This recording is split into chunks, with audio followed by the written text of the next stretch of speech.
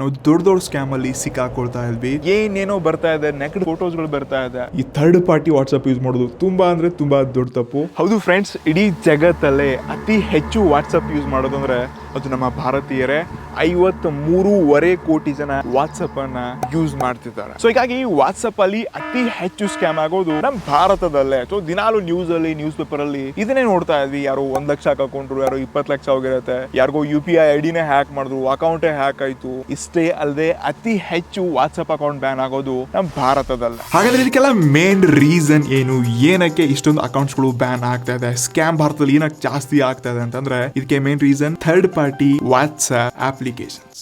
S, ನಿಮ್ಗೆ famous ಆಗಿರುವಂತ ಈ ಥರ್ಡ್ ಪಾರ್ಟಿ ವಾಟ್ಸ್ಆಪ್ ಅಲ್ಲಿ GB ವಾಟ್ಸ್ಆಪ್ ಆಗಿರ್ಲಿ, ಪಿಂಕ್ ವಾಟ್ಸ್ಆಪ್ ಆಗಿರ್ಲಿ, ಯೋ ವಾಟ್ಸ್ಆಪ್ ಆಗಿರ್ಲಿ, TNB WhatsApp, R WhatsApp, so ಇವೆಲ್ಲ ಥರ್ಡ್ ಪಾರ್ಟಿ ಅಪ್ಲಿಕೇಶನ್ ಗಳಿಂದ ಇದ್ರಲ್ಲಿ ಏನ್ ಜನರಿಗೆ ಯೂಸ್ ಏನ್ ಸಿಗುತ್ತೆ? ತುಂಬಾ ಒಳ್ಳೆ ಫೀಚರ್ಸ್ ಗಳಿರುತ್ತೆ. ಲೈಕ್ ಕೆಲವೊಂದು ಸೆಲೆಕ್ಟೆಡ್ ತುಂಬಾ ಜನರಿಗೆ ಯೂಸ್ ಆಗುತ್ತೆ. ಎಕ್ಸಾಂಪಲ್, ನೀವು ವಾಟ್ಸ್ಆಪ್ ಅಲ್ಲಿ ಸ್ಟೇಟಸ್ ನ ಒಂದೇ ಕ್ಲಿಕ್ ಅಲ್ಲಿ ಡೌನ್ಲೋಡ್ ಮಾಡ್ಕೋಬಹುದು, ಥೀಮ್ಸ್ ನ ಚೇಂಜ್ ಮಾಡ್ಕೋಬಹುದು, ಟೆಕ್ಸ್ಟ್ ನ ಚೇಂಜಸ್ ಮಾಡ್ಕೋಬಹುದು, ಐಕಾನ್ಸ್ ನ ಚೇಂಜ್ ಮಾಡ್ಕೋಬಹುದು, ನೀವು ಲಾಸ್ಟ್ ಸೀನ್ ನ ಹೈಡ್ ಮಾಡ್ಕೋಬಹುದು, ಸೀಕ್ರೆಟ್ ಮತ್ತು ಸ್ಟೇಟಸ್ ಗಳನ್ನ ಬೇರೆ ಗೊತ್ತಿಲ್ಲ ಹಾಗೆ ನೋಡ್ಕೋಬಹುದು. ರೀಡ್ ರಿಸಿಪ್ಟ್ ನ ಆಫ್ ಮಾಡಿದ್ರಿ ಅಂತಂದ್ರೆ ನಿಮ್ಗೆ ಇಲ್ಲಿ ಮುಂದಿನ ಮೆಸೇಜ್ ನೋಡಿದಾನ ಇಲ್ವಾ ಅಂತಾನೆ ಕನ್ಫ್ಯೂಸ್ ಆಗುತ್ತೆ. ಎಸ್, ಇದೆಲ್ಲ ಯೂಸ್ ಇರಬಹುದು, ಬಟ್ ಇಂತ ಚಿಕ್ಕ ಚಿಕ್ಕ ಯೂಸ್ಫುಲ್ ಫೀಚರ್ಸ್ ಗೆ ನಾವು ದೊಡ್ಡ ಸ್ಕ್ಯಾಮ್ ಅಲ್ಲಿ ಸಿಕ್ಕಾಕೊಳ್ತಾ ಇದ್ವಿ. ಸೊ ನ್ಯೂಸ್ ಅಲ್ಲಿ ನೋಡಿದ್ದೆಲ್ಲ 1 ಲಕ್ಷ, 2 ಲಕ್ಷ, 3 ಲಕ್ಷ ಈ ಎಲ್ಲ ಈ ಥರ್ಡ್ ಪಾರ್ಟಿ ಅಪ್ಲಿಕೇಶನ್ ವಾಟ್ಸ್ಆಪ್ ಅಲ್ಲಿ ನಡೀತಾ ಇರೋ ಸ್ಕ್ಯಾಮ್ ಇಂದಾನೆ ಆಗ್ತಿದೆ. ಸೊ ಒಟ್ಟಾರೆ ನಾನು ಇವತ್ತು ಡೇಂಜರಸ್ ಫೀಚರ್ಸ್ ಗಳಿದೆ, ಅದರಲ್ಲಿ ನಾನು 4 ಪಾಯಿಂಟ್ಸ್ ಗಳನ್ನ ಹೇಳ್ತಾ ಇದ್ದೀನಿ. ಸೊ ನೀವು ವಾಟ್ಸ್ಆಪ್ ಯೂಸ್ ಮಾಡ್ತಿದ್ದೀರಾ ಅಂತಂದ್ರೆ ಈ 4 ಫೀಚರ್ಸ್ ಗಳನ್ನ ತಿಳ್ಕೊಳ್ಳೋದು ತುಂಬಾ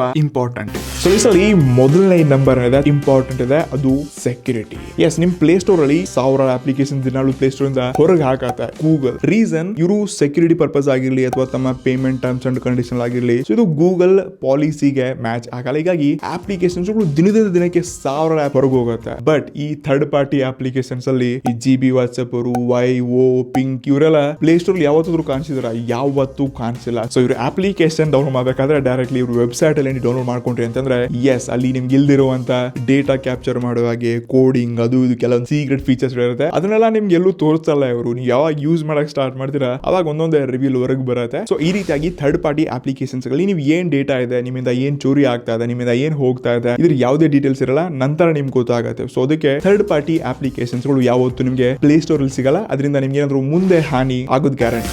ನಂಬರ್ 2, ಈ ಥರ್ಡ್ ಪಾರ್ಟಿ ಅಪ್ಲಿಕೇಶನ್ಸ್ ನೀವೇನಾದ್ರೂ ಯೂಸ್ ಮಾಡ್ತಿದ್ರ ಅಂತಂದ್ರೆ ನಿಮ್ಗೆ ಟೈಮ್ ಟು ಟೈಮ್ ಒಳ್ಳೆ ಅಪ್ಡೇಟ್ಸ್ ಗಳು ಸಿಗಲ್ಲ. ನೀವು ಆಫೀಸಲ್ಲಿ ವಾಟ್ಸ್ಆಪ್ ಯೂಸ್ ಮಾಡ್ತಿದ್ರ ಅಂತಂದ್ರೆ ಏನಾದ್ರು ಹೊಸ ಫೀಚರ್ ಬಂತಂದ್ರೆ ಮೊಟ್ಟ ನಿಮ್ಗೆ ಅಪ್ಡೇಟ್ ಸಿಗುತ್ತೆ, ಆ ಫೀಚರ್ ಅನ್ನು ಯೂಸ್ ಮಾಡ್ಕೋಬಹುದು. ಬಟ್ ಈ ಮಾಡರ್ನ್ ಮತ್ತು ಥರ್ಡ್ ಪಾರ್ಟಿ ಅಪ್ಲಿಕೇಶನ್ಸ್ ಗಳಲ್ಲಿ ಆ ಫೀಚರ್ ನಿಮ್ ಫೋನ್ ಅಲ್ಲಿ ಬರ್ಬೇಕಾದ್ರೆ ತುಂಬಾ ಟೈಮ್ ತಗೊಳುತ್ತೆ. ಮತ್ತೆ ಅದ್ರಲ್ಲಿ ಏನಾದ್ರು ಎಕ್ಸ್ಟ್ರಾ ಕೋಡ್ಸ್ ಗಳನ್ನ ಹಾಕಿ ಆ ಫೀಚರ್ ಅಲ್ಲಿ ನಿಮ್ಮಿಂದ ಏನಾದ್ರು ಡೇಟಾ ಬೇಕಾಗಿತ್ತು ಅಂದ್ರೆ ಕೂಡ ಅವರು ಪಡ್ಕೋಬಹುದು. ಫಾರ್ ಎಕ್ಸಾಂಪಲ್, ಈ ಶಾರ್ಟ್ ವಿಡಿಯೋ ಹೊಸ ಫೀಚರ್ ನ ಕೊಡಿದ್ರೆ, ಸೊ ಈ ರೀತಿಯಾಗಿ ಎಸ್, ನಾನು ವಿಡಿಯೋ ರೆಕಾರ್ಡ್ ನ ಮಾಡ್ಬಿಟ್ಟು ಬಿಟ್ಟೆ. ಸೊ ಈ ವಿಡಿಯೋ ಆಫೀಸಲ್ ವಾಟ್ಸ್ಆಪ್ ಅಲ್ಲಿ ಎನ್ಕ್ರಿಪ್ಟೆಡ್ ಇರುತ್ತೆ, ಬಟ್ ಇದೇ ವಿಡಿಯೋ ಮಿಸ್ಯೂಸ್ ಕೂಡ ಮಾಡ್ಕೋಬಹುದು. ಸೊ ಇದೇ ರೀತಿಯಾಗಿ ನಿಮ್ಗೆ ಅಪ್ಡೇಟ್ಸ್ ಬಂದ್ರು ಕೂಡ ಏನೋ ಗ್ಲಿಚ್ ಅದ್ರಲ್ಲಿ ಇರುತ್ತೆ. ನೆಕ್ಸ್ಟ್ ಬರುತ್ತೆ ನಂಬರ್ 3. ಎಸ್, ಇದು ಎನ್ಕ್ರಿಪ್ಟೆಡ್ ಮೆಸೇಜ್ ಅಂತ ಕರಿತೀವಿ.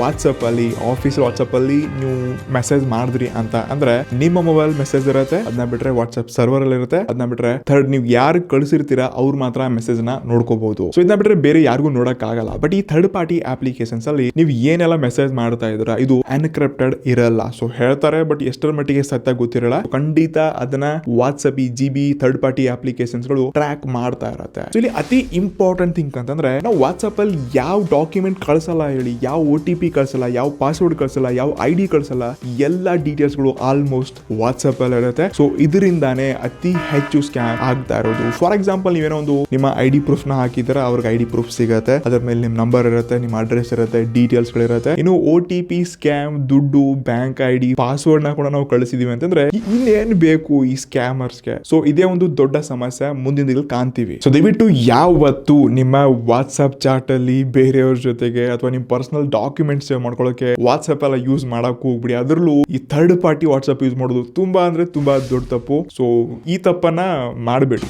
ನಂಬರ್ 4 ದಿನದಿಂದ ದಿನಕ್ಕೆ ವಾಟ್ಸ್ಆಪ್ ಅಕೌಂಟ್ಸ್ ಗಳು ತುಂಬಾ ಬ್ಯಾನ್ ಆಗ್ತಾ ಇದೆ. ಲಾಸ್ಟ್ ಇಯರ್ ಅಂದ್ರೆ 2021ರಲ್ಲಿ ಮೇ ತಿಂಗಳಲ್ಲಿ 65 ಲಕ್ಷ ವಾಟ್ಸ್ಆಪ್ ಅಕೌಂಟ್ಸ್ ಗಳು ಬ್ಯಾನ್ ಆಗಿತ್ತು. ಸೊ 2021ರಿಂದ ಈ 2023 ಮೇ ತನಕ ಪ್ರತಿ ತಿಂಗಳು ಕೆಲವೊಂದು ವಾಟ್ಸ್ಆಪ್ ಅಕೌಂಟ್ಸ್ ಗಳನ್ನ ಬ್ಯಾನ್ ಮಾಡ್ತಾನೆ ಬಂದಿದ್ದಾರೆ. ಸೊ ರಿಪೋರ್ಟ್ಸ್ ಗಳ ಪ್ರಕಾರ 2023 ಮೇ ತಿಂಗಳಲ್ಲಿ 75 ಲಕ್ಷ ವಾಟ್ಸ್ಆಪ್ ಅಕೌಂಟ್ಸ್ ಗಳನ್ನ ಬ್ಯಾನ್ ಮಾಡಲಾಗಿದೆ. ಆದ್ರೆ ನೀವು ಇಲ್ಲೇ ತಿಳ್ಕೊಳ್ಳಿ, ಎಷ್ಟೊಂದು ಜನ ಸ್ಕ್ಯಾಮ್ ಫೇಕ್ ವಾಟ್ಸ್ಆಪ್ ಮೆಸೇಜಸ್ ಗಳು, ರಿಪೀಟ್ ಗುಡ್ ಮಾರ್ನಿಂಗ್ ಮೆಸೇಜ್ ಏನೇನೋ ಕಳಿಸ್ಬಿಟ್ಟು ಅಕೌಂಟ್ಸ್ ಗಳನ್ನ ಬ್ಯಾನ್ ಮಾಡ್ಕೊಳ್ತಾ ಇದಾರೆ. ಇದರಲ್ಲಿ ಮೇನ್ ಹೆಚ್ಚಾಗಿ ಬ್ಯಾನ್ ಆಗ್ತಾ ಇರೋದು ಈ ಫಾರ್ವರ್ಡ್ ಮೆಸೇಜ್ ಇಂದ ಮತ್ತು ಈ ಥರ್ಡ್ ಪಾರ್ಟಿ GB ಅದು ಇದು ಏನೇನು ಈ ಥರ್ಡ್ ಪಾರ್ಟಿ ವಾಟ್ಸ್ಆಪ್ ಅಪ್ಲಿಕೇಶನ್ ಇದರಿಂದಾನೇ ಇವ್ರು ಬ್ಯಾನ್ ಆಗ್ತಾ ಇದಾರೆ. ಇಷ್ಟೇ ವಾಟ್ಸ್ಆಪ್ ನವರು ಆಫೀಸಿಯಲ್ ಕೂಡ ಈ ಟರ್ಮ್ಸ್ ಅಂಡ್ ರಿಪೋರ್ಟ್ ಕಂಡೀಷನ್ಸ್ ಅಲ್ಲಿ ಎಲ್ಲ ಡೀಟೇಲ್ಸ್ ನ ಸ್ಪಷ್ಟವಾಗಿ ಕೊಟ್ಟಿದ್ದಾರೆ. ಸೊ ನೀವು ಆಫೀಸಿಯಲ್ ವಾಟ್ಸ್ಆಪ್ ನ ಯೂಸ್ ಮಾಡ್ಬಿಟ್ಟು ಬೇರೆ ಥರ್ಡ್ ಪಾರ್ಟಿ ಅಪ್ಲಿಕೇಶನ್ ನ ಇನ್ಸ್ಟಾಲ್ ಮಾಡ್ಕೊಂಡಿದೀರಾ ಅಂತಂದ್ರೆ ನಿಮ್ಮ ಅಕೌಂಟ್ ಬ್ಯಾನ್ ಮಾಡ್ಲಾಗತ್ತೆ ಅಂತ ಕ್ಲಿಯರ್ ಮೆಸೇಜ್ ನ ಕೊಟ್ಟವ್ರೆ. ಬಟ್ ಈ ಥರ್ಡ್ ಪಾರ್ಟಿ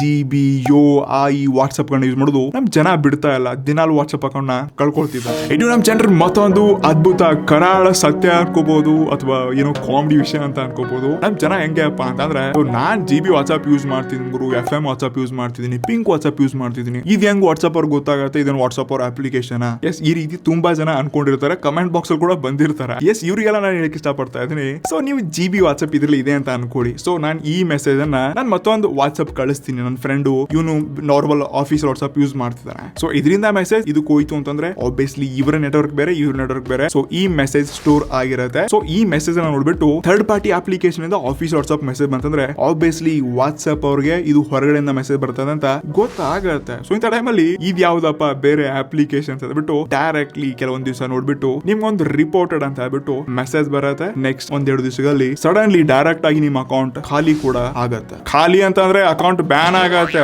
ಈಗ ಆಲ್ರೆಡಿ ತುಂಬಾ ಜನ ಮಾಡ್ಕೊಂಡಿದ್ದಾರೆ. ಇದೆಲ್ಲ ಬೇಕಿತ್ತ?